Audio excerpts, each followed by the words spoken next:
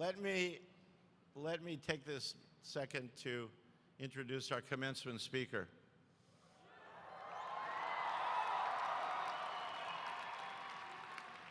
It truly is a privilege to have Elon Musk join us today.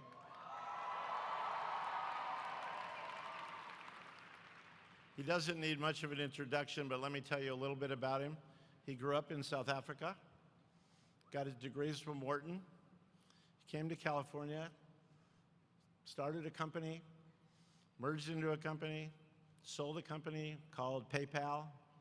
Some of you might use it. He then has gone on to become the CEO of Tesla Motors and the CEO of SpaceX. And in his mind, he has lots of brilliant ideas. I know it's truly an honor and a privilege to have him join us today, Mr. Elon Musk.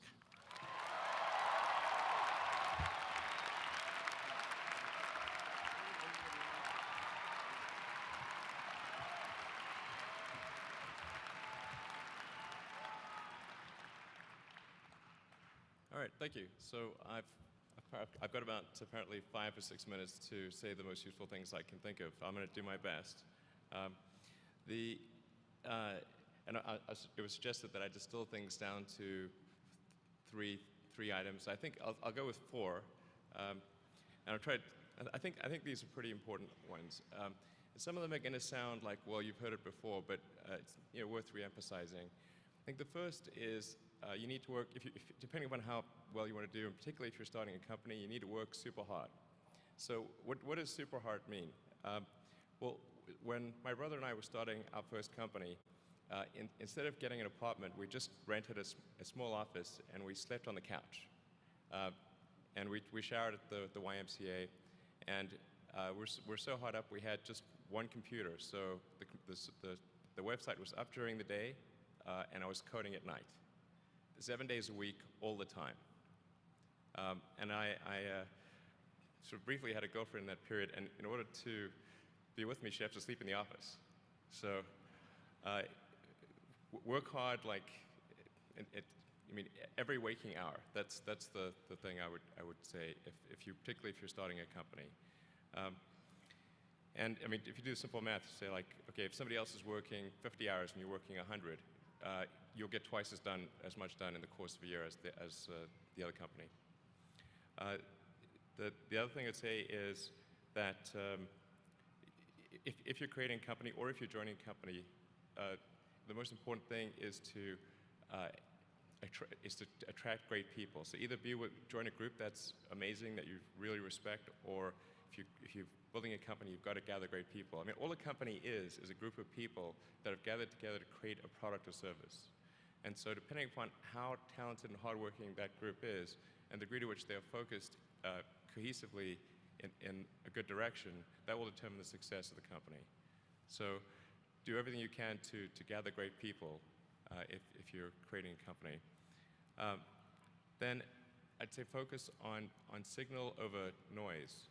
A lot of companies get confused. They spend money on things that don't actually make the product better. So, for example, at Tesla, we've never spent any money on advertising.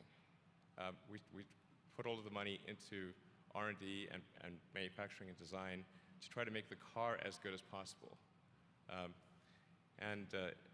think that's the way to go. So, for any given company, just can keep thinking about, are these efforts that people are expending, are they resulting in a better product or service? And if they're not, stop those efforts.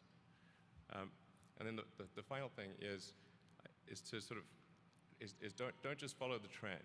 So you may have heard me say that it's good to think in terms of the physics approach or first principles, which is, rather than reasoning by analogy, you boil things down to the most fundamental truths you can imagine, and you reason up from there. And this is a good way to figure out if something really makes sense, or if it's just what everybody else is doing. It's hard to think that way. You can't think that way about everything. It takes a lot of effort. But if you're trying to do something new, it's the best way to think. And that framework was developed by physicists to figure out counterintuitive things like quantum mechanics. So it's really a powerful method. Anyway, so that's, and then I think the final thing I would encourage you to do is, now is the time to take risk. You don't have, yeah, you don't have kids. Your obligation. Well, sorry, probably don't have kids.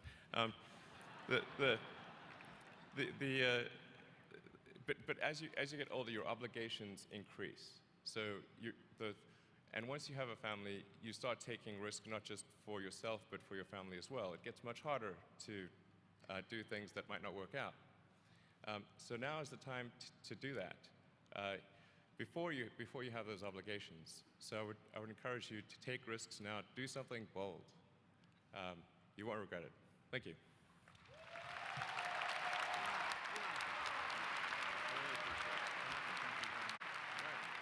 I hope that was helpful.